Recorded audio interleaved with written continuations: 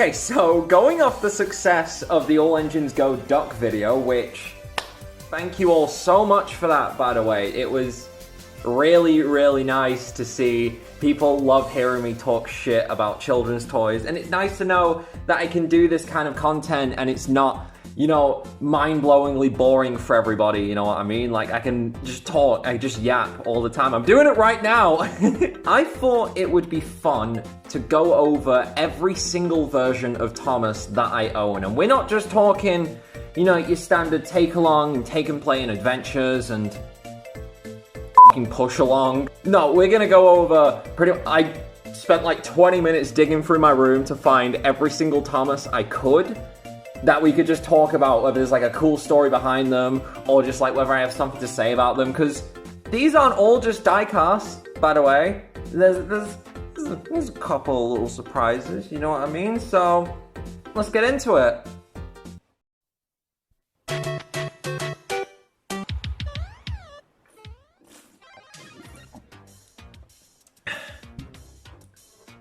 Sorry, I needed a swig of Monster before I started talking shit. To start off, we're gonna go over the two that started it all, being the paper-faced ERTLs. These guys were released all the way back in 1984, starting with this guy right here in a set of 3, which included James and Henry. It's kind of weird thinking about how the merch trio at first was Thomas, James, and Henry, you know what I mean? I had a talk with my friend Maypoint Mayhem in our group chat the other day. He was saying how it's the perfect balance of everybody, every kind of engine, you know what I mean? Like, you've got the small blue Thomas, you got the medium red James, and the big green Henry, you know what I mean? Like, Thomas, Percy, and James, that's the most iconic trio in the franchise, you know what I mean? You've got the personalities clash so much with each other. You know, they're all very popular characters. But I don't know, having Thomas, James, and Henry together makes more sense. But just Thomas, James, and Percy was a much better one. Let me know down below, actually. Do you guys prefer the trio of Thomas, James, and Henry, or Thomas, James, and Percy? I'm actually really curious to hear what you guys think about that. But anyways, I'm getting off track. Off track. They're trains.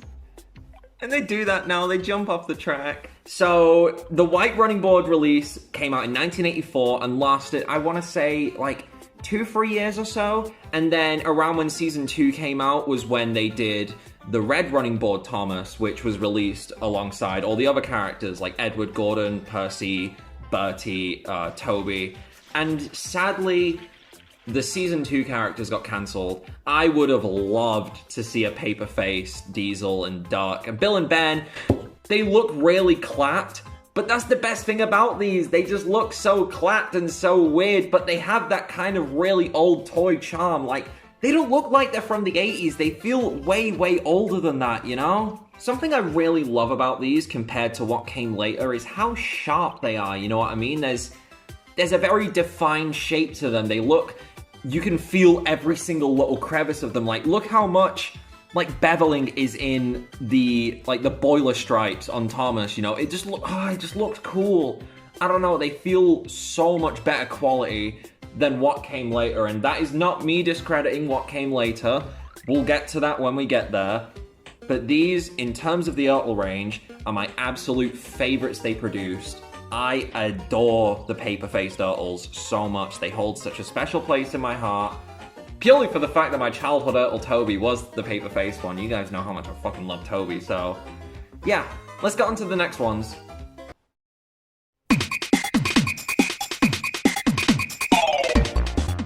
A few years later, I want to say, like, the late 80s, early 90s, like around 1989 to 1991... the ERTL paper faces evolved into these new versions with plastic molded faces, and that's just not Thomas, Chief. I don't know, that just looks nothing like Thomas. Like, who is that? Who is this guy? Is that Greg? Have you guys seen Chef, actually? No, real quick, real quick, I have a Chef tattoo. The ERTL range is one of those that a lot of people obviously hold very close to the heart, whether they grew up with it or just for the era it came from being the best of Thomas, as people put it. I'm not particularly fond of these. Like, on their own, they look fine. Thomas on his own, right there, looks perfectly fine. It is a nice looking Thomas, has all the details it needs. Kind of a shit face, but, you know, that's Thomas. You look at that, that's Thomas the fucking tank engine. But then when you have them all together, there's just... This is from the perspective of someone who would play with these as a kid, and it always annoyed me that not only are their wheels shit, and they can't couple up to anything unless you have the trucks, which I didn't have very many of. I only had the fucking brown ones for some reason. Yeah, you know the super elusive, rare, first edition brown ones? Yeah, I have those. You know where they are? In some fucking house in Torquay. Just for me, scaling is a very important thing, purely because of, it's just how my brain works, you know what I mean? I like everything to work together, I like everything to look good with each other. And you'll notice that with my stuff, you know what I mean? There's some versions I just don't use because there's other better versions that are either smaller or bigger, such as, like Nakayoshi Thomas, for example. I recently got one of those, and then I left it in Wales, and they posted it back to me because they're fucking legends. It was a gift from a dude called Jude, actually. He's not on Twitter. I'll put up his Discord right here. Really, really cool guy. Thank you so much for the gift. But I choose to use the Nakayoshi Thomas over the take-along one, purely because he's just smaller. You know what I mean? His face sits a lot lower. It looks more like it does in the show, but it doesn't take away from the aesthetic of all this being toys. You know what I mean? With ERTL, there's not really much you can do about that. You know, you've got Thomas here, who's like a perfect medium, but then you've got the giant Toby, and the tiny Gordon, and then the giant Percy, and the tiny Henry, and then Lady, who's just fucking massive. However, ERTL is not a bad range. That is not what I'm saying. God, no. Some of these are fantastic. Like Diesel, the narrow gauge engines, any from like 2002 onwards. You know, I love them. Splatter and Dodge look great. Who else do I really like? Oh, dude, the fucking Railway Series characters they did, like the Mountain Engines, Wilburton 16, Neil, D199, you know, those kind of characters. Just, ERTL is it's still a very good range, you know. If they were making these toys nowadays, I wouldn't be fucking complaining. I wouldn't be bitching or anything, because these guys, still really fucking cool. You know what I mean? If these were the only Thomas toys we had, I'd be fine with it. Just, they don't look good next to each other, and practically they are so hard to use for videos. You know, I was gonna do a remake of Cab Over Wheels back in like June. Yeah, I did a whole fucking ERTL 16 review that I didn't upload because I didn't like it, that my guy Sean got for me. Not just any 16, by the way. He got me a fucking new in-box one. What the shit? Nah, Sean's a legend. Shout out to my guy, ThomasFan261. Go subscribe to him right now, because we do collabs and shit all the time. We're probably going to do a Hero of the Rails one soon, so, you know, just keep an eye out for that. But yeah, I gave up literally like 4 scenes into it, because, ERTLs are so fucking hard to film with. Jesus Christ. The axles, bro. Like, they're so fucking wobbly. Like, you can't pull these motherfuckers along for shit, because all they're doing is, like, bouncing around, probably derailing themselves. Wilbert derailed himself just going on straight. I don't know how the fuck he did it. I don't know how the fuck it happened, whether it's gravity trying to fuck me or not. But, it was so annoying, so I just cancelled it. And that's why I haven't done a remake, because everything has been too difficult to film for, like, little things. It's just... It's annoying. They're really annoying to work with. And as someone who buys these to film with them, not so much for collecting, kind of am nowadays because I've got everyone, but as someone who buys these to film with and make videos with, they're very difficult to work with without extensive modification, you know what I mean? And it kind of leaves a sour taste in my mouth, but it's still ERTL, man. At the end of the day, these things are still really, really cool collector's pieces. Having a full collection of ERTLs is insane. It's still so cool. The dopamine I get from seeing people's ERTL collections. Fucking Unlucky Tug's ERTL collection video was so good. Oh my god. I love just seeing all of them together, especially new in the box. You know what I mean? They have the best presentation out of any Thomas toy ever made. Those... illustrated packaging they did in like the mid-90s, you know, with the Owen Bell illustrations. You got the engine and then their name, and just like the like the countryside behind them. But then like for fucking Bulstrode, they made a whole ass like seaside harbor kind of painting for it. What the fuck, dude? They look so fucking good. I wish I could like ERTL more than I do. But I don't know. I'm very mixed on it, to say the least. It's factually a very good range. I understand why people like it, and I understand why it gets the hype that it gets. Just that hype doesn't really work for me. Now let's get onto something that really does get me hyped.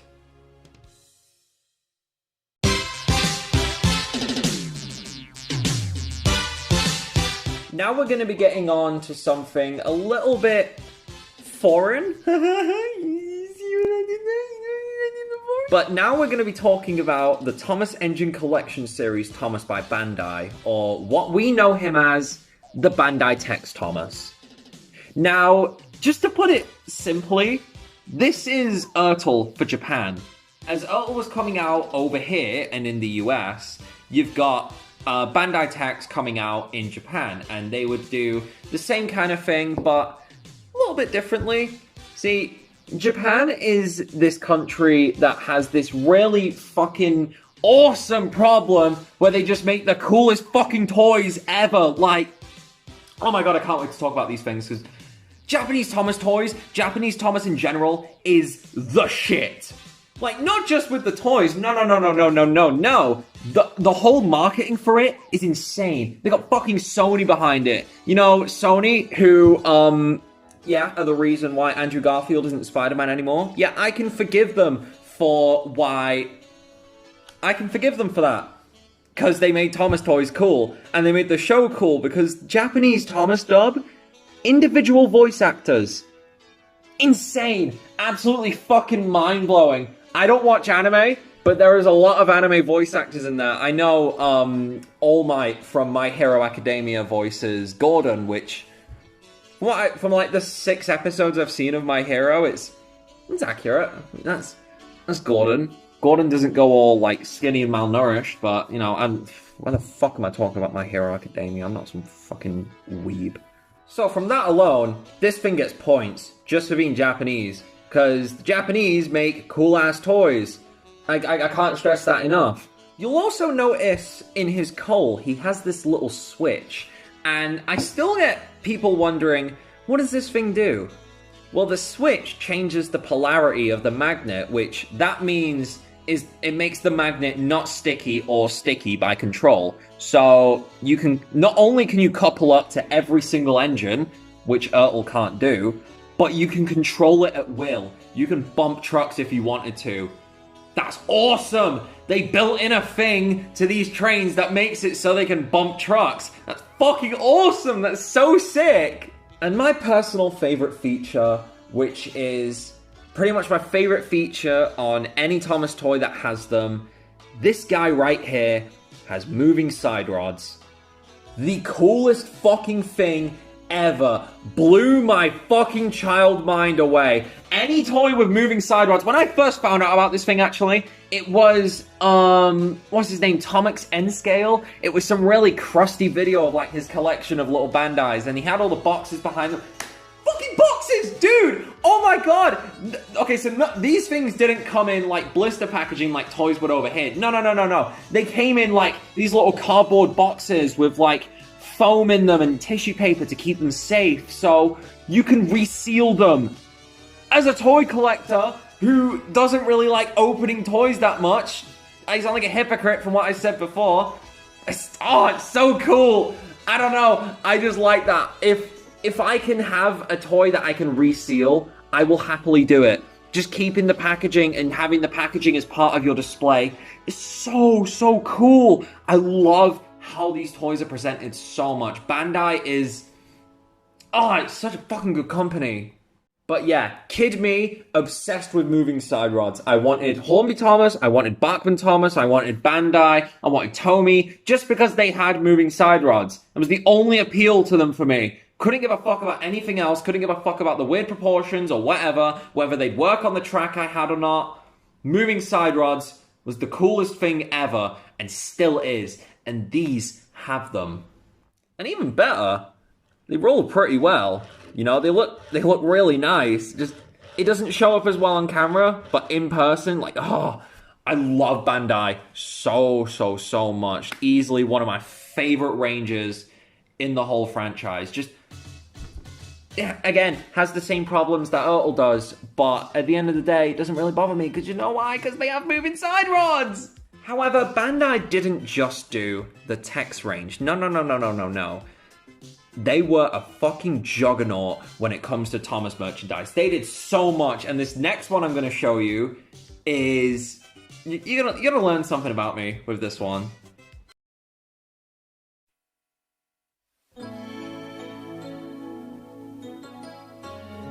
I apologize for what you're about to see because, if it'll turn around, I don't have a face for this guy. The face I use for him is the one on my main Thomas, but through like modifications through the years, I've swapped the smoke box out for, I'm assuming it's the older style one with the old clapped faces, and I don't know how I could get the new face on it because it just won't fit in. I just tried then, it won't fit. But this is the Nakayoshi Thomas, and this is my favorite range of Thomas toys ever. Now you're probably thinking, well, why don't you do Nakayoshi instead of Take Along? I ain't fucking Japanese. I can't buy this shit easily. Okay, I have my gripes with this range the way I do every other, but I'm just gonna say right now, the best Thomas toy range ever. These look perfect. Every single one of them, besides Spencer and Murdoch, kind of, are perfect. Moving side rods, check. Proportionate to each other, check. Very simple, but well done designs, check. Amazing faces, check. A Diesel 10 with an opening and closing claw, check, motherfucking check. Now they don't work the best on Take Along track, which, again, or Adventures track, which, again, another reason why I don't use them, but God, if I could own every single Thomas toy in this style, or every single character in this style, I would. I would happily convert over to this if it became more accessible, but the second-hand market for these things kind of sucks because they are very fragile. For starters, they were released as, like, think of them like little model kits, you know what I mean? You get them in a box, you get the engine, you get a piece of track, you get the stickers that you have to put on yourself, and you get some candy. It's cool. You know, there's nice, cheap little toys. But, you know, not everybody is as, like, meticulous as we can be with this kind of thing. And you see a lot of them that either just don't have stickers, the stickers are put on wrong, the stickers are crusty, or they're missing their side rods. So, you kind of get stuck with buying these things secondhand, because you obviously want to get them looking as perfect as possible, you know what I mean? Like, I'd still get a replacement Thomas if I could get a brand new one, you know what I mean? Because, like, look at his boiler stripes on the top. They're kind of flapping up. There's some whitening on the stickers, you know, it's not the best. But if, in a perfect world, these were produced the way that Bandai was, being all metal, but still with these proportions, you know what I mean? The moving side rods, making all the characters that they did. It's an awesome range. I love Nakayoshi so much. I would happily have every single Nakayoshi item. I'm trying to collect them, but again, secondhand market being shit for them, which, I get it, these are still kids' toys at the end of the day. That's not me giving people shit for having these in bad condition, because at the end of the day, we're talking about toys here. We're talking about toys for children. I'm a 20-year-old adult talking about these toys for children. Let's move on to the next thing.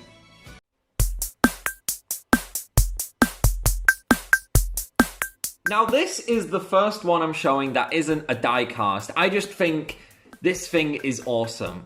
And this is the Hornby Clockwork Thomas. Now, there were multiple variants of these when I was doing my research when I first got this thing. You can get a 4-wheeled version, or you can get a 6-wheeled version.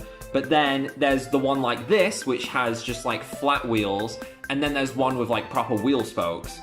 Either or are fucking awesome. Don't like the 4-wheeled one. I think Thomas with 4 wheels is fucking disgusting.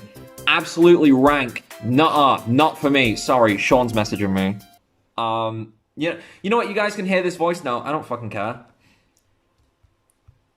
No, don't sell Megatron.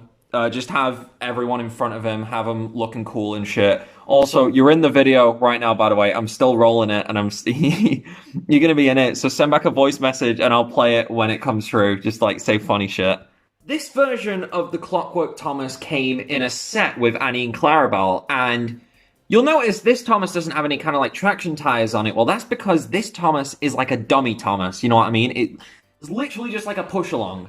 But then Annie is the powered one, and then obviously Clarabelle is just a normal coach. So, you know, think of it like, it works like the Steam Along Tommy Thomas. You know, like the metallic blue one where you put the water into it, but everybody put the water into the funnel and fucking broke them, and that's why it's impossible to find one that actually works. But it works like those, and I don't know, it's just really cool. Oh shit, Sean messaged back, what's he saying? Say funny shit, bro. What video is this, bro? Nah, like, if anyone watching can, like, PayPal me £10 so I can order some matches. Nah, you money laundering little... And the reason why I wanted to talk about this one in particular is I think it is the best proportioned Thomas toy ever.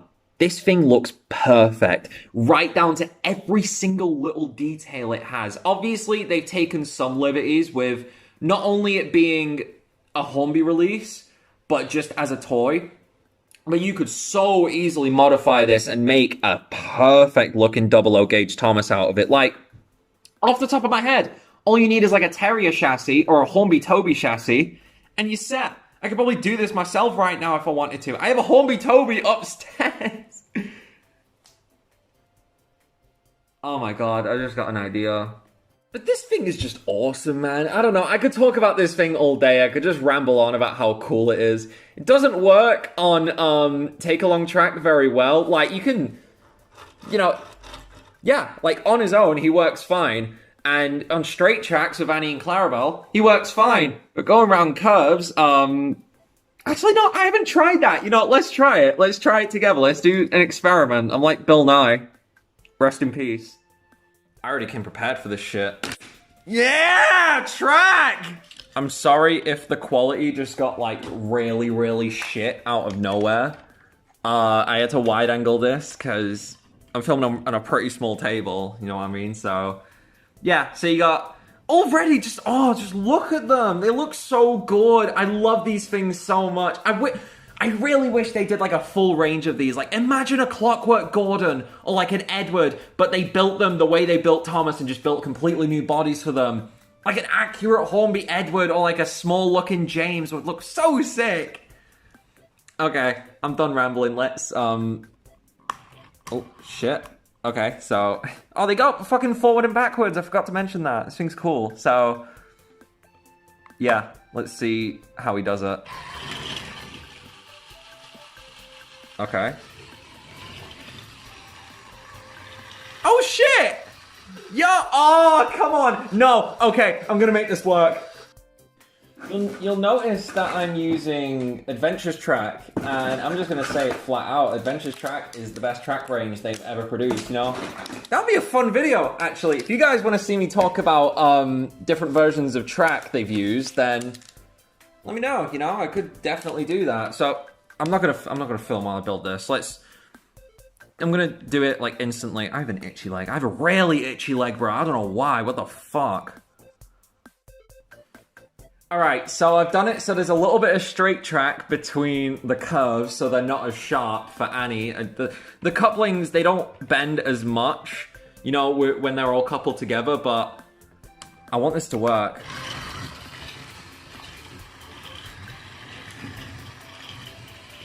Oh, that's fucking awesome.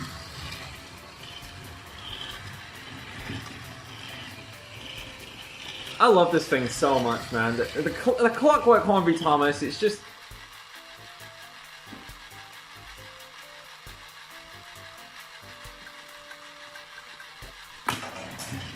that's actually fucking worked! Yeah, If you can still hear me over this loud bitch right here, yeah, Hornby Clockwork Thomas, it's awesome. Criminally underrated. Fucking move! The Clockwork Hornby Thomas is awesome, and if you do see one around on like eBay or in a model shop, highly recommend you pick it up. Even if you don't do Hornby stuff, it's just a really nice little Thomas to have, you know?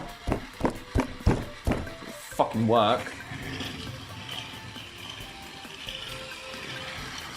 But yeah, he's fucking grooving. He's kind of sliding. He's doing like a little fucking moonwalk. Man thinks he's Michael Jackson, you know. But yeah, let's move on to the next thing. But yeah, to put it short, the Clockwork Hornby Thomas is awesome. I love this little guy so much, and I got him so cheap. And you can probably get him so cheap. He was what, £15 with Annie and Clarabelle? That's insane. You're paying a $5 for this thing. Probably the best looking Thomas, like, from a proportion standpoint, ever. He looks great. Absolutely love this thing. Let's move on to the next one.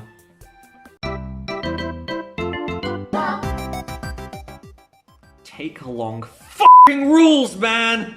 I can't put it into any other words. Just take along is just, it's just the best. It's just amazing. I can't stress it enough. Okay, let me explain.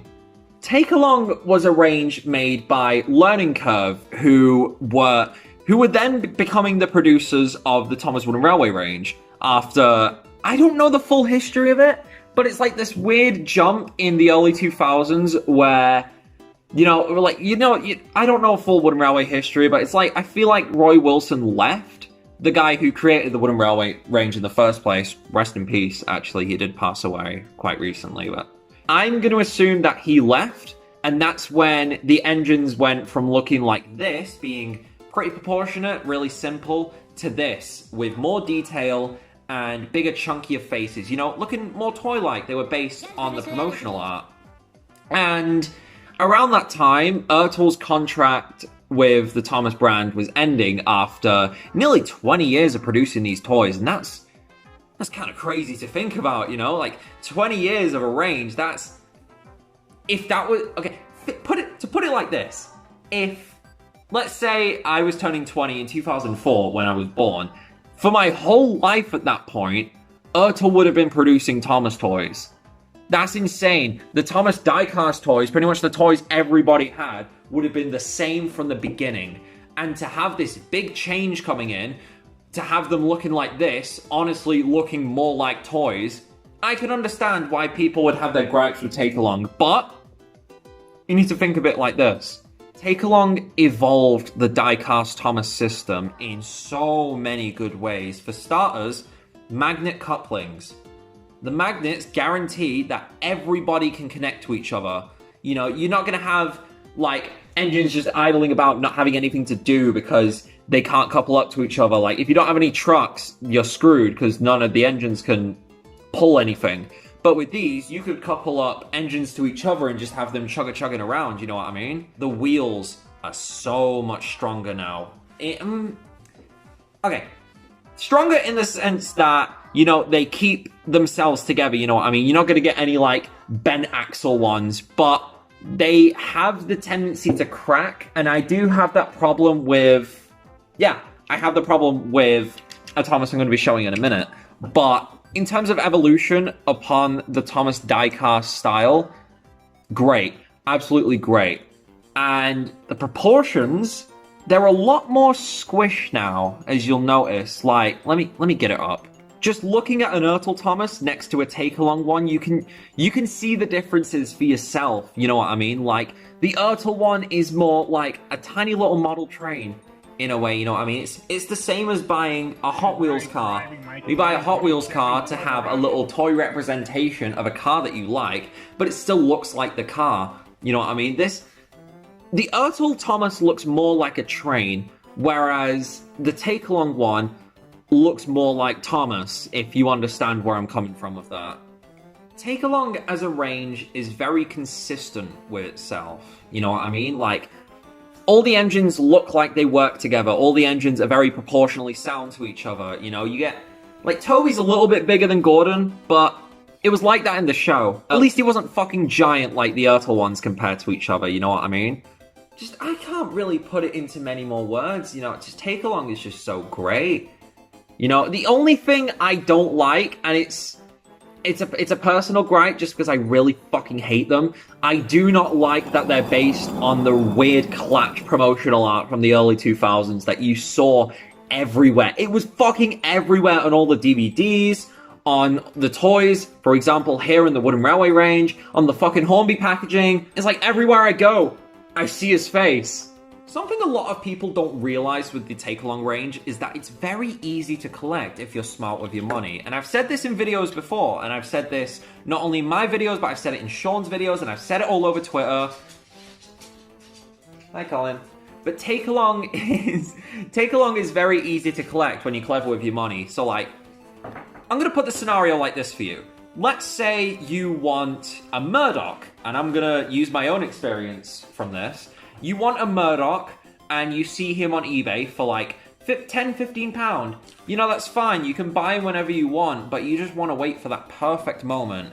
What I did is I bought a lot for £30, which came with like a carry case and a bunch of other engines. Some I didn't have then, like I got another duck then, and that's the duck that I use in my videos now. I got Ned, I got Patrick, who else did I get? But you get my point. I spent more money to get more engines, including one that I not only needed, but one that I really fucking wanted, as well as some others that I didn't have, compared to spending 15 plus postage on one engine. It's just a bit dumb at the end of the day. Now, that's not me saying it's a bad price to buy it for. £15 for a mint condition 20-year-old toy, you know, it's pretty good. It's a pretty good deal at the end of the day. You know, I paid that for, like, Rocky. I spent 30 quid on my Rocky. Like, what? And when have you ever seen me use Rocky? Thankfully, with Take-Along, it doesn't have the issues with secondhand value as something like Wooden Railway or especially Trackmaster does. You can get every character for relatively the same price. Obviously, there's exceptions to that, like rarer engines. Like, at the minute, I'm seeing Shooting Star Gordon be a bit rare, which, fine enough. I'd rather be Shooting Star Gordon than just like a normal Gordon. Or like some of the metallic ones, they can be tricky to get. And Norman, for whatever reason, Norman's really fucking expensive. Sorry, I'm scratching Colin here. He needs scratches. Actually, you know what? Let's get some Colin footage going. What are you saying, bro? What are you sniffing? Eh? He's a good boy. He's such a good boy. You see the little bone on the back of his neck? Yeah. Oh, look at him. He's so handsome. Handsome boy. This is my handsome boy. Everybody loves Colin. He's getting mad at me because I'm filming him. I'm gonna get mad. Don't get mad at me. Oh. Okay, I'm sorry. During its tenure as well, Take-Along managed to produce some really, really cool little variants. One of them being the Lights and Sounds range, which I've been showing this Thomas purely because my other Thomas doesn't have a face, but the Lights and Sounds range is really fucking cool. There's a better version of this range that came later, but we'll cross that bridge when we get to it. There's literally nothing different about these other than the enclosed cab and the lamp, but on top of their roofs is a button, and you press that button and the light goes up and they do like a little chuff chuff and then a whistle noise. It's cool. I like that. You may not use it while you're playing, but I don't know, I did. I used to love playing with, as a kid, I only had the Lights and Sounds, Gordon and Percy. And in my old house, we had a conservatory, which is where all my toys were, and my DVD player, and I'd just be chilling in there. But I'd chill in there till, like, obviously, and especially in the later months in the year, when it was like October, December time, it was getting dark super early. So I'd be chilling in there, just in the dark with my TV on, moving my trains around with their little lights going, until I dropped Gordon and Percy in the bath one day, and they just stopped working, and that was the end of that. And just because it's that time of year, here we've got the Holiday Special Thomas, and then the Snowplow Thomas, which... not only does the Snowplow Thomas have a unique face, but its Snowplow is based right upon the one from It's Only Snow from Season 6. What the fuck? Why does that episode get merch out of all of them? We have this stupid bit, me and my friends, about the episode It's Only Snow. We just hype it up as if it's the best thing ever. You know what I mean? Because it is. It's the best episode ever made. I don't know what you're on about. Shut up. Here's another banger. This is the Thomas and the Paint Car Thomas, released in 2005 when Calling All Engines came out, and yo, just look at it. It's just such a cool special variant of Thomas to have. For starters, unique face. You get a shocked face based on the one from the show, and he's got green, red, and yellow splatters on him, like they said in the episode. It's cool. It's a really cool variant. Some others they did as well. They did do face variants, such as the clenched face Working Hard Thomas and the standard shocked one. The clenched one came in a 2-pack with a Giggling Troublesome Truck in 2008. I'm pretty sure it was like Great Discovery themed. It was like some Morgan's Mine shit. And the shocked one came in these little things called deluxe play scenes, which came with an engine with a unique face, a unique piece of track referencing the crash from the episode, and obviously the episode with the DVD. And Thomas came in one from Thomas and the Special Letter. I just think that's really cool. I miss when especially when Thomas toys were based directly off scenes. They're being like, they're proud of their history and they're proud of what they do by being like, hey, do you remember the time when, like, I don't know, Henry got sprayed on by an elephant? Well, here's a fucking toy of it. But just stuff like that. I don't know. I wish that they treated the episodes from the show, especially the iconic ones, with the same level of respect as, like, they do the movies, you know what I mean? We should get sets based on episodes, you know what I mean? Like, Capsule Player will do it. You know, we got, like, a whole, like, even just recently, we got a range based on Bust My Buffers from season 16. We got a Capsule Player Ari and Bert in 2024. Like, what the fuck kind of world do we live in?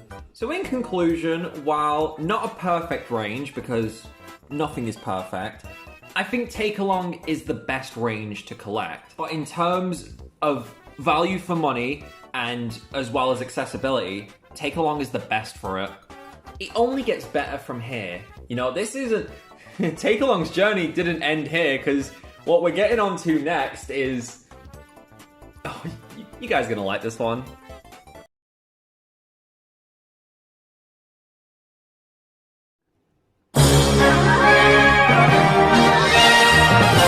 In 2009, a lot of changes with the Thomas franchise went down, with the biggest being the full switch to CGI, which it changed everything. It changed the toys, it changed the show, it changed how people perceive Thomas. They think that just because it's CG now, it's not as good, even though, let's face it, it's the best Thomas has ever looked. They have never moved more like real engines more than they have with the powers of CGI.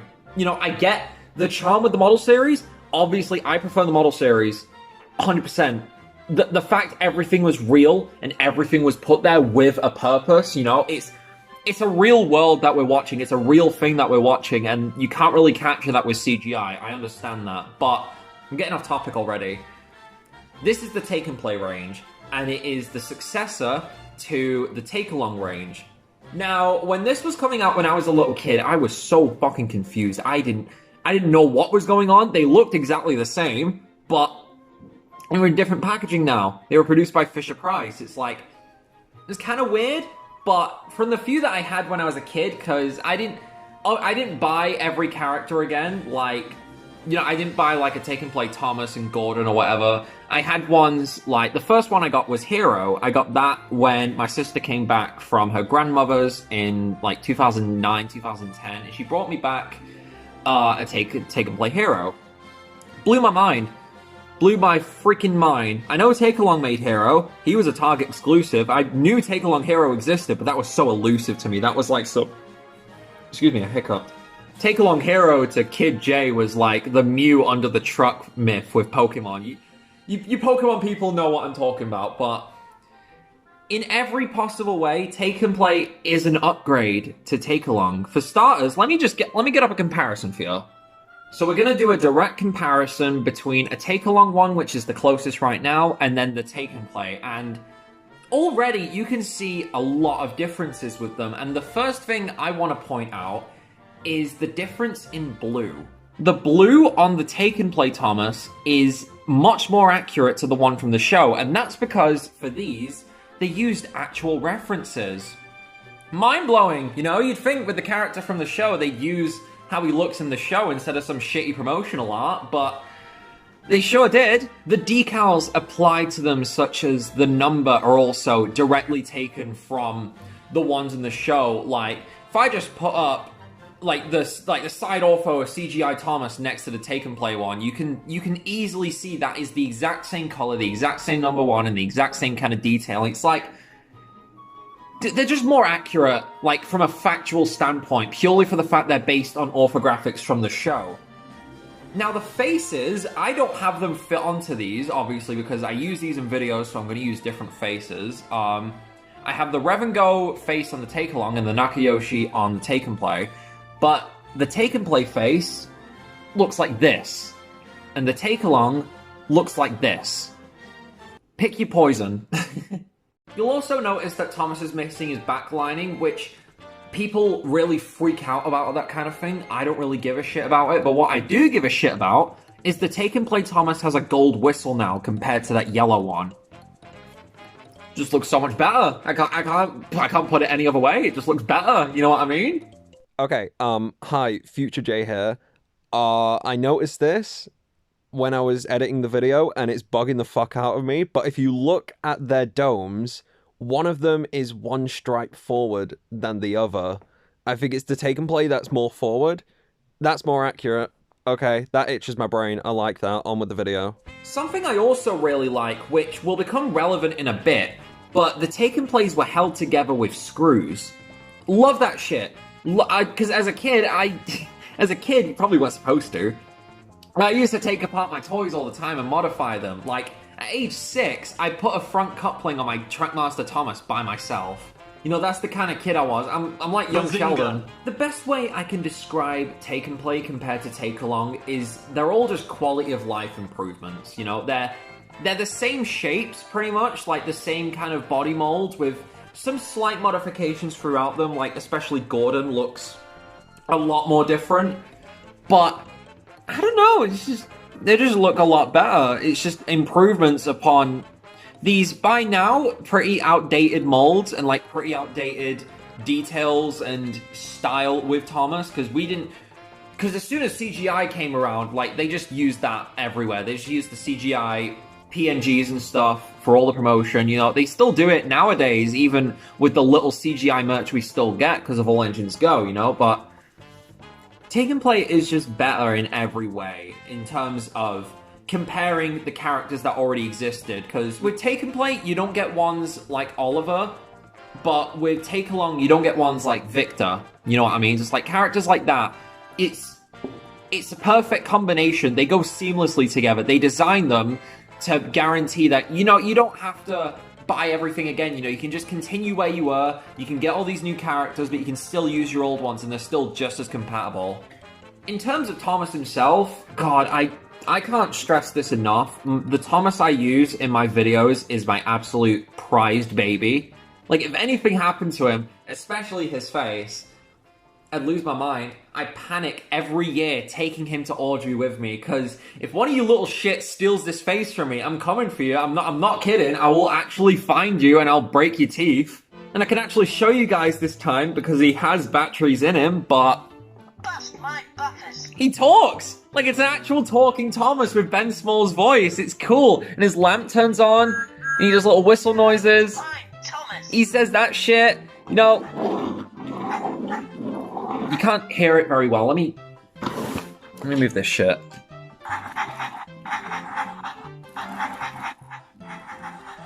I don't know. I don't know if it's just me.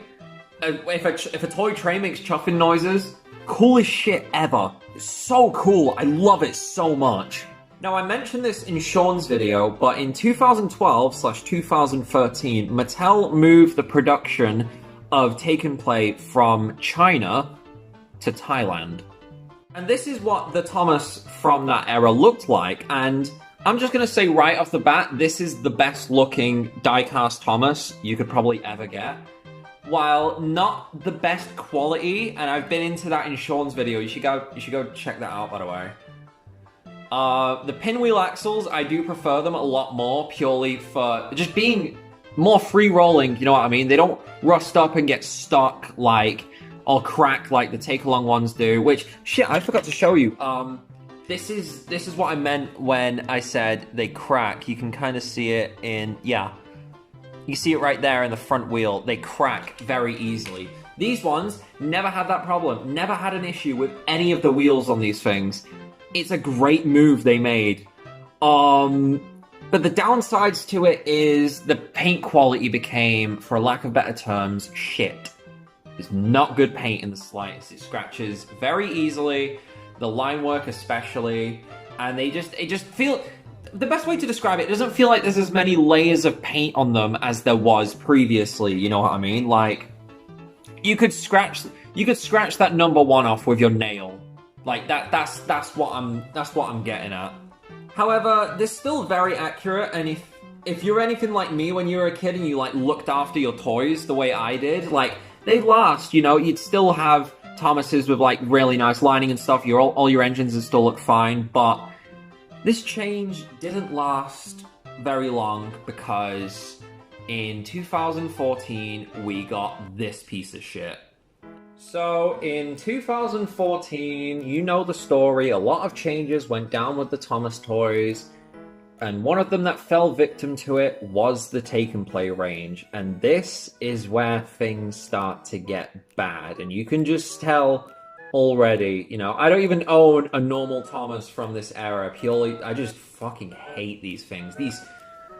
This era sucked so hard, you know, like, the only good thing that came from it was the new characters, and even then, they could be better. Like, Gator looked really weird, you know, like, all the Great Race ones, like Vinny could have been so cool if he was released in, like, 2012, 2013, you know? Shooting Star Gordon, oh, it devastates me so much to see this happen to this range. I remember, like, 10-year-old Jay was into Lego Ninjago and Pokemon, but I'd still check out the new episodes occasionally. I remember one time whenever it came out, I got up super early before school so I could watch Duncan and the Grumpy Passenger as it aired, because, you know, Duncan came back. That's a big deal. I would watch it when, like, the new characters would come back, and I'd watch the movies every year, but, you know, I just wasn't doing Thomas stuff at that time, and I'm not going to get into the specifics of it, because it's, like, obviously very personal shit that went on, but seeing this happen to the toys, even when I'd go out and buy, like, Pokemon cards or whatever, and I'd see Thomas stuff on the shelves, I'd be like, what the fuck is that? What happened to these things? I think it was the first time, as well, that I felt old, you know what I mean? Like, you guys get that, right? You guys feel your age a lot, especially, I'm 20 now, and I'm still doing this kind of thing. I've been doing this for a long time, you know, I've been doing YouTube since I was 8, and I've been doing Thomas stuff on YouTube since I was, like, 12, 13. So, seeing everything change right in front of me to what it is now, it's been making me think a lot about myself, you know what I mean? And, like, how long ago it all was. You know, like, Take Along as a range is turning 23 next year. You know, Season 8 turned 20 this year. The Adventure Begins turns 10 next year. I remember watching The Adventure Begins when I came home from school, when it got uploaded to YouTube. It blew my mind. You know, it was mind-blowing. I'm getting emotional now. Let's just talk about these fucking toys. So as I said, I don't even own a normal Thomas from this era, purely for the fact that it's shit. But I do have these two, which are the Gold Thomas and the Streamlined Thomas, and I think these are pretty fucking excellent. For starters, the quality of the paint is so much better now. Like, you never see these things chipped up, probably because nobody played with them, because they're shit. But, like, even now, I've had Streamlined Thomas just chilling in a box with a bunch of spares, you know, and I've dropped Gold Thomas so many times, and there's not a chip on any of them. It's insane. That's something I'll give Thomas toys. They're very, very durable, and you can, like, throw them about, and they don't really get scratched up or anything unless you really try at it, you know? They're quality. Maybe not for looks, maybe not for how practical they are, especially with those stupid fucking magnets, but they're good quality toys at the end of the day. They're still good shit, still well worth your money. Streamlined Thomas is a strange case, because I don't see it looking any different if it was released with the old magnets, you know? It's pretty spot on to how he looks in the movie. He's got an excellent new face, he's got a really good shape, very sleek looking, very clean. It looks like Sonic the Hedgehog as a train, basically. There were also another, like, couple variants they did. The one that comes to mind for me is the Racing Thomas. He looks like a Piston Cup racer from Cars. That's the best way I can describe him. The Racing Thomas looks excellent. But there's not really much more to say on these. They're just not good. It just wasn't a good era for these toys. And the next change that came along, I'm very glad it did, because it's a very good one. Let's get on to it.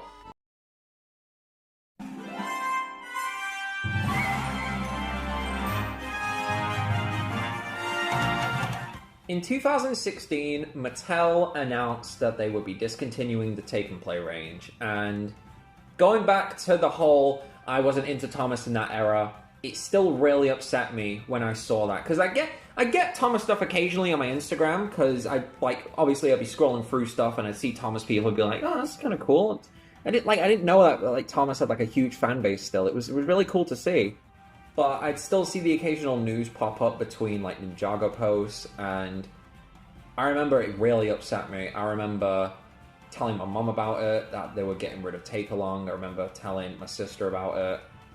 But then I was like, well, what are they going to do now? Because it's these are the perfect Thomas toys for kids to have. You can just buy one of these when you're out grocery shopping. Like my mum did for me when I was a kid. She'd take me shopping and I'd be like, hey mum, can you get me this train? She'd be like, yo, bet. Mom's cool like that. Shout out to my mom. Mom, if you're watching this, you're cool. Adventures/Collectible Railway is a strange case, because these started off as Thomas toys for countries like Brazil, the Philippines, those kind of countries where distribution wouldn't go to them. They just get their own ranges. Similar to how Japan got Bandai to make Thomas toys for them, you know what I mean? It makes them more readily available. You know what I mean?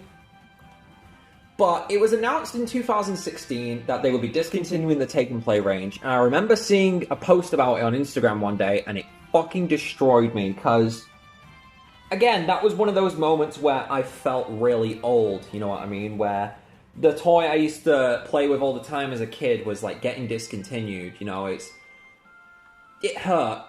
It's, the best way to put it. I get it, it's not that deep. At the end of the day, it's a toy, but Consider the fact that, not just for me, but for a lot of other kids out there, these toys probably got them through some really, really bad times, you know what I mean? And just, it was a level of comfort just to have stuff you could mess around with to distract you from the real world. And that's the best thing about these for me now, just collecting, it distracts from all the real world horror, you know what I mean?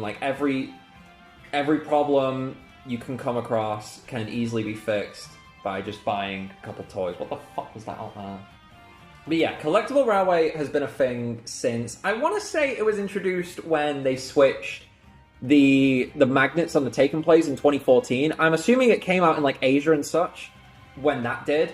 But then in 2016 they announced Take and Play was getting discontinued, and then the Adventures range happened, which was basically the same thing but repackaged. And these are excellent, actually. I do really, really like the Adventures range, and I will sing its praises till the day I die. This is a very minor difference, but it links back to the theme I said before with collecting Take-Along about how you're being clever with your money, because these were £4 a pop in places like Asda or Tesco or whatever. At least I remember them being that much, compared to the £6 or £7 they'd be for a Take-Along engine. Let's say you've got 20 quid to spend and you want to get a bunch of engines with it. I'm thinking with the logic I do with the Disney cars when I go and buy those, because I usually buy them from B&M because they're £4 in there, compared to places like Asda or the Entertainer where they're £7.50. Think for 20 quid you could get 5 cars from B&M, or you could get 2, maybe 3 from the Entertainer. I don't know. I'd rather have 5. I don't know if that's just used. I think it's pretty obvious. You're getting more value for money spending £4 per car, and you get the same spending £4 per train. You could get the whole cast of The Adventure Begins potentially for 20 quid. That's crazy to me. And while still being cheap to buy, they're still very good quality. You'll notice when it turns around, this Thomas has a paint chip on it, but That's the only time I've ever really had one of these get a paint chip on them. Like, look at that number 1 there. Man's got that lost treasure thing going on, you get me? The range only lasted for like 2 years, but the new characters we got were pretty excellent. The only one I could say looked really bad was Theo, and that's just down to his design not translating very well into the aesthetic that these toys have, or just like the general design philosophy of them. But, you know, you got like Hurricane, you've got Merlin, Frankie, especially Lexi, and the next year, the last 2 released were Hornby and Nia, and Nia is... oh my god, Nia looks so good. This was the era where a lot of, like, Thomas distribution was kind of in limbo. Like, there was a lot of things we thought got cancelled, but really were released in some niche part of the world, or just straight up never came out. I'm still mad that we never got a Red Rosie in Adventures. I feel like it was the perfect opportunity to do it. They could have...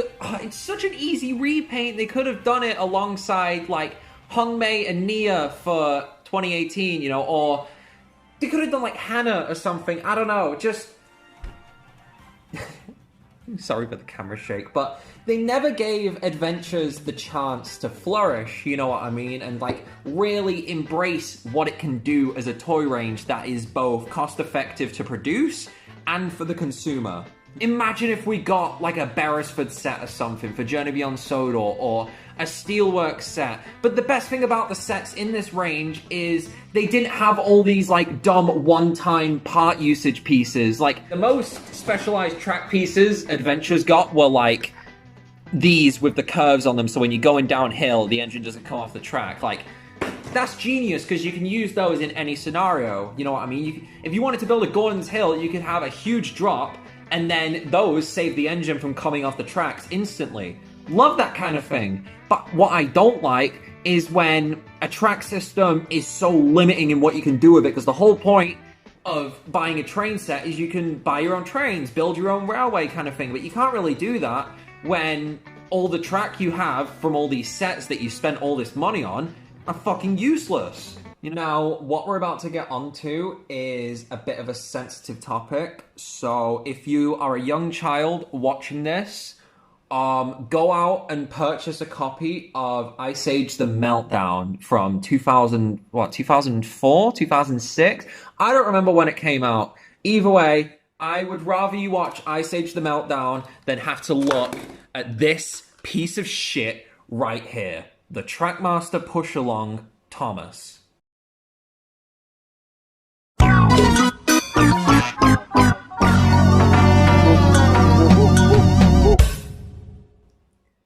This range was announced in 2018 when it was told to us that the Adventures range was being discontinued, and we didn't know what was coming after it except a really crusty image of Rebecca in her packaging and a prototype of Thomas that leaked. This is without a doubt one of the single worst Thomas toys in history. I'd go as far to say as it is the worst. This is honestly inexcusable. I don't get how this was approved. I don't get how the person who designed this kept their job. I don't get how they can sleep at night. This is all for the bit, by the way. Like, I'm not threatening harm upon my man Gary who designed the Trackmaster Push-Along Thomas. Just what the fuck even is this? You had something so good with Adventures. You know, like, the only downside to it is it wasn't compatible with other ranges, but at the same time, it was, because check this shit out. Where's the Adventures Thomas gone? There he is. So I've got a Trackmaster Thomas right here, Adventures coupling, trying to get it perfectly. See, look, they can couple up. Thanks to the twisty, awesome, cool-ass little clip couplings, they can couple up. You can drag them around, but they didn't fit on the tracks. So what did they do? They barely redesigned the bodies, and they make this huge-ass fucking chassis. They look... The best way to describe them is they look like those Sonic renders where they have, like, really huge hands and feet that just don't look proportionate to the rest of the body whatsoever. That's the best way I can describe it. It looks awkward. It's a really, really awkward toy design, and completely pointless, honestly. I don't get why they kept reintroducing these new, well, we're gonna redesign Thomas to make him bigger, faster, stronger than ever before. Because you're not doing that. You're just wasting people's money having to buy the same characters over and over again just so they can have this kind of range. Like, when I was a kid, there was Tomy, there was Wooden Railway, and there was Take Along. That's it. But when you get to, like, let's say you were getting into Thomas in like 2015. You start off with Take and Play. Okay. 2 years later, that gets discontinued, and then you have to get Adventures Engines. Okay. And then 2 years later, it gets discontinued again, and then you have to get these ones. Just like, it's just wasting money at this point. It's such a huge waste of time and money. Just like the whole era was in general. There was no point to change any of this, you know?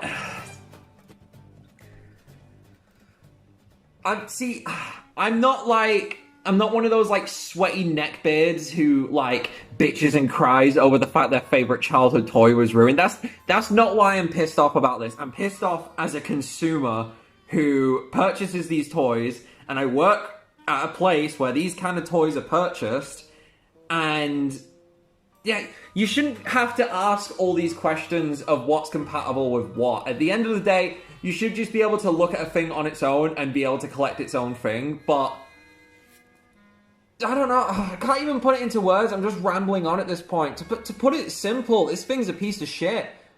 There's just no way around it. It is such a bastardization of what was such a simple toy, and they made it into this thing. What even is it? He's just so ugly. Like, ew, look at this man. I want to punch him. I want to bully him. I really hope that he gets cyberbullied to death, honestly. It's just annoying, because it leaves people confused, you know? Like, people don't know whether this is the motorized or the push-along one, because it's got the same fucking wheels and, like, fucking coupling and shit. Then people get confused, and rightfully so, because it was such a confusing era.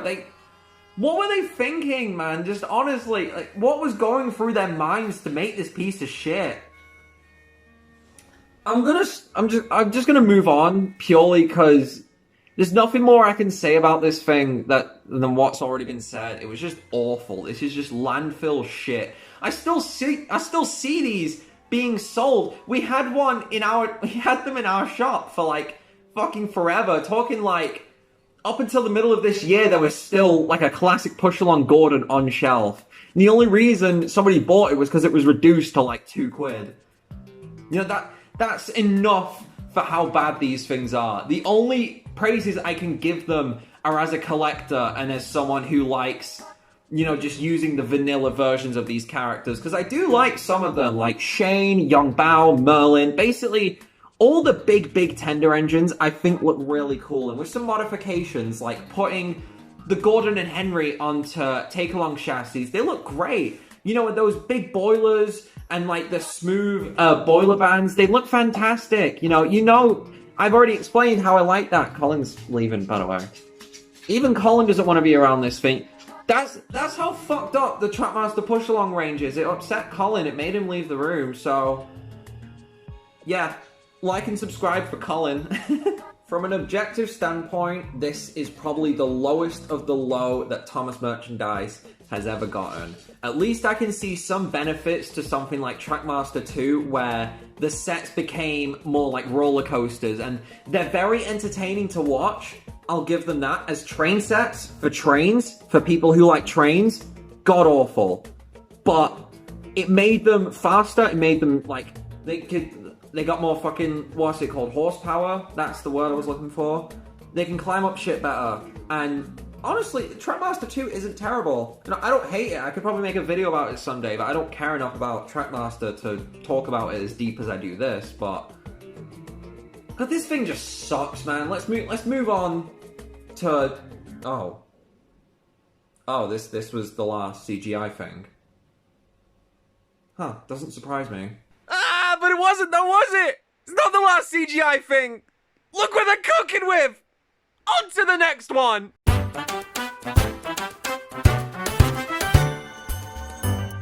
So in 2019, 2020? I don't know. You guys all remember where you were when the first like photo of the reboot dropped with Thomas looking like this, and then the logo next to it, and they were like, "Whoa, we're gonna do like a 2D reboot where Thomas is like all cartoony and shit."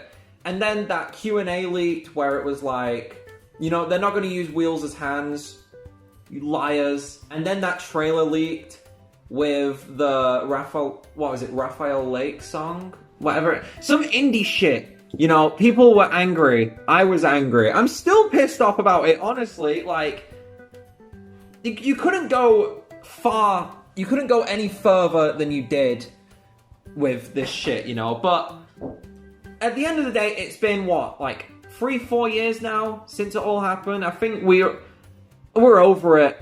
Or at least we should be over it. If you're still bitching about it, then, you know, touch some fucking grass, mate. I don't want to hear any of that shit. I will go as far to say that the All Engines Go Push Along Thomas is the best looking Thomas toy we have had since 2012. Purely for the fact it looks like what comes in the show. For starters, I went over this in the duck video. I love how these things are built. You know, those separate whistle pieces, you know, the coal bunker connecting to the roof, which slides in. The 2D faces especially, because already we have so many different face variants for Thomas, and they're all great, all so expressionate, all illustrated beautifully. I love the style of the reboot so much, like the colored eyes, the very expressionate faces. I'm a sucker for good animation, and I can really appreciate it, especially with animating trains in 2D. It's difficult, very difficult, because they're just geometry. And that's really hard to translate into 2D animation, but these things look great. I do really like how these things look. Thomas, not so much, though. That's the thing, you know, for a range in my head to be, like, perfect, Thomas has to look as good as he does. That's probably why I hype up Nakayoshi so much, because the Thomas in that range is just perfect. This, for what it is and for what it's representing, is fine. Just, I don't know, I think they got a lot better later down the line, especially with ones like Gordon, Edward. I think out of the main 5, Kana looks the best, purely because she's not, like, an original series character, so we don't really have much to compare to, but yeah, Edward, Gordon, I do really like how Gordon looks. Henry, even though he's just a repaint. You know, with some extra details as well, Ashima could look really nice, or Ashima, however you want to pronounce it. And obviously, Toby is Toby. He looks perfect. Doc looks really good, as you've seen in the last video, which you should go watch, by the way, because it's funny. I chat a lot of shit. And Winston, too. You look great. Just, I don't know. I feel like if the main character in a line looks bad, then it kind of says a lot about the rest of them. Which, I'm not saying this Thomas looks terrible, absolutely not. It's, again, like I said before, it's the best looking Thomas toy we've had since 2012 in terms of accuracy to the show, but there's so many weird choices with it. I'm really not a big fan of when they make the train's faces, like, massive. Like, that's not just an issue with Thomas in this range, God no. James has it especially bad, to the point where he looks like, because you can't really see, like, the definitive curve in the side of his boiler. Like, he looks like, he's got, like, from the front, he looks like his smoke box and his head shape is like Peter Griffin, you know what I mean? Like, how Peter has no neck and it just goes straight down into his shoulders. That's what James looks like. And Thomas obviously doesn't have that because he's a different build, but he still looks really, really off with that giant face, you know? We're going to get onto a better rep for All Engines Go in a moment, but for what this is, I do really like these. I've been collecting them since they dropped. Like I said in the Duck video, at the end of the day, it's still very healing to be able to go into a shop and buy new Thomas toys and collect them as you would when you were a kid. Obviously, not with the same level of hype as I did when I was a kid, because I was collecting them, you know, play with them, but now I'm appreciating them as individuals, you know what I mean? I know these characters now better than I ever have, and going, like, oh my god, when I went to get Edward, and when I found Edward, I was so, so happy. And finding Toby in work, everyone was like, bro, Jay, what you freaking out about? And they're like, oh my, I found Toby, the metal Toby, and everyone at work knows that Toby's my favorite. Oh, fuck. just the elation that I get from going into a shop and being able to collect these as they come out and being able to add up this collection of fairly consistent toys. You know, sort of the printed wheels debate is still heavy in my mind. I would rather one or the other, thank you. I don't like inconsistency, but you know, for what these are and for what they're representing, they're really, really good. They're very nicely built, they're good quality, and they don't look out of place fitting on Trackmaster track as well, or like motorized track as it's called now. It makes sense to have a diecast Thomas and a motorized Gordon, you know what I mean? Because in the show, like obviously Gordon being an adult train and Thomas is like a little kid, Thomas is tiny and Gordon's massive. You can do that with the toys, and I think that's really, really cool. This is something I wanted to talk about in the duck video, but unfortunately I cut it just because I explained it really horribly. I improvise all this, by the way. I don't script any of it. The most I do is make little notes of things I want to talk about, but I want to see... so you know like the new wooden railway that they did with the printed faces and the big chunky ugly fucking wheels? I want to see that for the diecast range. I want to see redesigned classic series or CGI series looking bodies with printed faces, like, you know, just like this. You know, they don't look awkward. It doesn't look like a different body slapped onto a different chassis, like with, where the fuck is it? Like with this piece of shit right here. You know, they could, if they just sized up the CGI body to look proportionate with the chassis, we could have some excellent fucking toys coming in. You know what I mean? Hey guys, futurejay here again. This just got revealed. I predicted this. I fucking predicted this. Either that, or I'm Jesus. I'm Jesus. Back to the video. Okay, I think I've chilled out a little bit, but... Oh my god! Just whatever they're doing when designing these toys, it's in the right direction. They're making good choices with designing these toys now, and the sets, because the sets, oh my god, they're literally just like normal train track, you know, not like fucking roller coasters anymore. Granted, there is one set I would really like to see them do. It's that fucking spiral mountain from All Engines Go, or like, what's it called? Cannonball Curve? With the boulder, that's obviously a Rusty and the Boulder reference. You know, shit like that. People bring up Rusty and the Boulder as well. You know, I don't know. There's a time and place for everything. But if every set was like Action Canyon wouldn't be as fucking cool as it is, you know what I mean?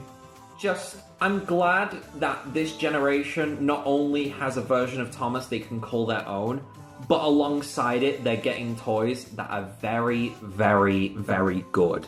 This is a very good toy of this generation's Thomas, and I sing its praises a lot, because they've done a lot of really cool stuff. Like, when I'm at work and I get assigned the preschool aisles, I always check out the Thomas stuff, obviously. It's always tip-top. I've ordered all the large diecast engines so people don't have to go through them. Like, there's a row of James, there's a row of Gordon, Kenji, Hiro, Ashima, Edward, you know, that kind of thing. They're in a nice, consistent order. And I look through them all the time. I've got it all pretty much catalogued in my mind. And there's this one set for 30 quid that's like Thomas, Bruno, and a truck. And you get Carly and you get the suspension bridge with it. You know, that's the best kind of Thomas set, because everything in it feels like something you can use to expand your already existing setup. You know what I mean? You could buy this set. You don't have to build the set as it is. You could buy it as like, oh cool, I can use this bridge and put it onto this thing I already have here. Or I can connect it to this other set I already have here.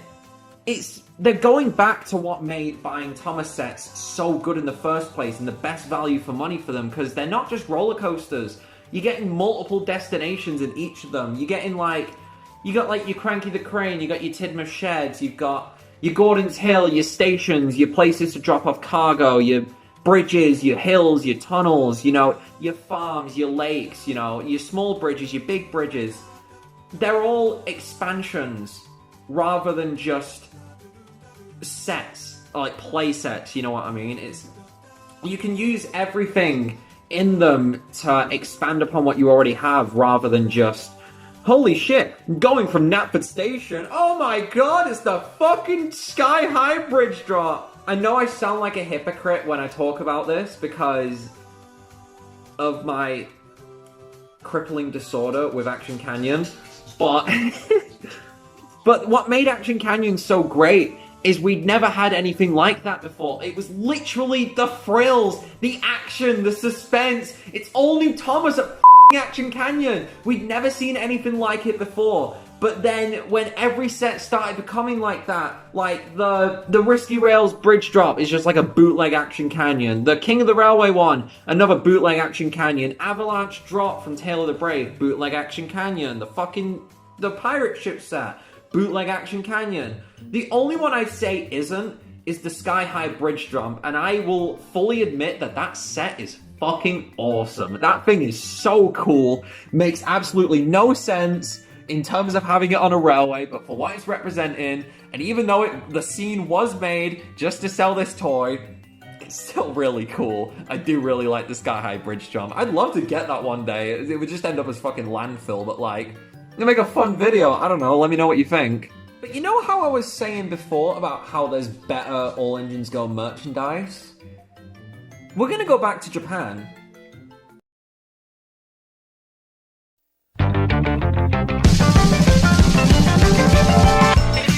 Now, this is the All Engines Go diecast Thomas released by Tomica in, I want to say 2022? I can't remember. But this thing, oh, it's so perfect. He's so silly. He's so tiny. Like, let me put a Take-Along Thomas next to him, or just, like, behind him. He looks smaller. You know, he's Diddy. He's a little fucking baby man. Like, they did these so perfectly just by making them really, really tiny, because you could put it with, like, an All Engines Go Push-Along Gordon, and it works perfectly. As someone who likes to have all these variations, because, you know, one day I do want to do All Engines Go videos. I want to do, like, All Engines Go scene remakes, but I don't want to do it in, like, a really half-assed way, and a way that's just complicated. I want to have the small engines be as small as, like, a Tomica one, and then the large engines be, like, the fucking motorized ones. Tomica, do me a solid, just release Kana, please. Just make Kana. These guys are so cool. I have my gripes with them, like I do everything else. Pretty much the only gripe I have is that the side decals are just paper stickers, and you can see already there's a bit of scuffing on them, which I fucking hate. It annoys me so much. I hate when toys have paper stickers. It's the worst thing ever. It's the worst thing about Nakayoshi. Just print them. Just print them like you would anything else. You know what I mean? You can do it on, you know, like the boiler stripes. Do it on the side decals. Now, I didn't mention the standard Tomica range in this video purely for the fact that I do not care for the Tomica range. Okay, they're cool, nice little pieces, but there's not much of a system to it. I think that's the appeal for Thomas stuff to me, is like the system that comes with it, because like, cool, yeah, you can have a really nice looking train, but what's the track saying? What's all these destinations? What's the rolling stock saying? Tomica just doesn't have that to offer for me. They just feel like ow, fuck. I pulled my drawstring and it flung back and hit me in the fucking chin, ow. I don't look at Tomica as the kind of range that you can collect and use in like a play sense, or like film content with it, or whatever you want to do with it. It just feels like you're just collecting it to have it. It's like collecting Funko Pops for me in a way. Like, you know, they're cool and they can be really cool. I've had my eyes on this Golden Freddy one in work for quite a bit. It just looks fucking sick. And you get like Futurama ones and Simpsons ones. I'm getting off topic. Like, collecting Funkos, you're just collecting something to keep in the box and look at. Whereas, the way I like to collect is something that is just factually a good representation of that character. Like, you look at my action figure shelves. You know, I've got them all open, I've got them all in order. I still keep some stuff in the box. If I can keep it sealed and open it again, I will happily do that. But I just like good representations of characters. I don't like them too stylized. but I want them to coexist with each other. I want them to be able to be used. And Tomica just doesn't do that for me, I'm afraid. It's one of those things, again, like you just collect it to look at it rather than use it. And it's not for me. I get why people collect them. Absolutely no shame if you do. If you do, you're cool. You know, it's still collecting is still collecting. At the end of the day, collecting, there's no right or wrong with collecting something. If it makes you happy, that's what collecting is. Collecting is just pure dopamine, baby. That's all you need from it. They have the same kind of design philosophy as Mattel's All Engines Go stuff does, with the printed faces, you know, and the much chunkier proportions, and it looks good. This is way more accurate of a toy compared to the Mattel All Engines Go Thomas, but that doesn't make the All Engines Go Thomas by Mattel bad. Absolutely not. That one's still really good for what it is, and this one, I just prefer it for being more accurate to the show, and in regard to how I use it alongside other things, you know? Like, if I wanted to, I could do a video where All Engines Go Thomas just appears through the magic buffers, he's chilling on the island of Sodor, doing jobs, but, like, he's still tiny. He works on the same tracks, but he's still tiny, tiny little baby man. Especially compared to normal Thomas, because, like, again, he's on tracks, so he's, like, obviously looking a lot taller, but he's still tiny. He's a little guy. And that's the best thing about these. I say this lightly, because it's not completely true, but I love cross-compatibility with Rangers. Let me explain. So you'll notice that I don't strictly just use take-along and take-and-play stuff in videos, you know? Like, I've got a Bandai Old Slow Coach, I have a Bandai Diesel 10, I use Capsule Play Rail figurines, I use a Trackmaster Knapford Station, I use Tomy Sheds, you know? If I can use something from another range and it makes sense in context to what I'm doing with it, then I'll do that. That's the best thing I can say about this Tomica All Engines Go Thomas, is I can use it realistically. It doesn't look stupidly out of place. Like, you can't really... Let me show you. You just can't have these two coexist with each other and say that one is meant to be a tiny little kid version of the other, because it looks like Sweet Pea from Adventure Time, you know, Tree Trunk's kid, how he's like this giant baby. That's what this looks like to me. But then this looks great. This looks normal. That looks like a smaller kiddie version of Thomas next to his older interdimensional counterpart. Don't ask how much I've been thinking about this, because it is a video I want to do one day, and I think it could be a lot of fun, but they just make sense going next to each other. They scale really nicely in the theoretical sense, because you'll never see them together. But if they were, it's obvious that the All Engines Go Thomas would be smaller than the normal Thomas. And for that alone, this little line, where I hope they do Kana, just to complete it, it gets points for me. Excellent, excellent little guys. I forgot to film an outro. So yeah, that was the evolution of Thomas in the kind of diecast handheld sort of scale. This video was really fun to make, and I did actually learn a lot about these toys that I didn't previously know through making it. So let me know if you learned anything new as well, because I hope you did, otherwise I just wasted however many weeks I've spent making this video. This is definitely something that will probably end up being remade in the future when I get a bit more comfortable with this kind of style of video, and obviously with the new push-alongs coming out, there's going to be more to talk about. So let me know if you guys like this. I really hope you do, because I really enjoy making these kind of videos. But yeah, thank you guys so much for watching. If you have any more suggestions of things like this I can do, shoot them down below, and if I see them at first glance and they look like fun, I'll do them. So yeah, bye. See, now this video just doesn't matter anymore, because none of these matter, because this is fucking P.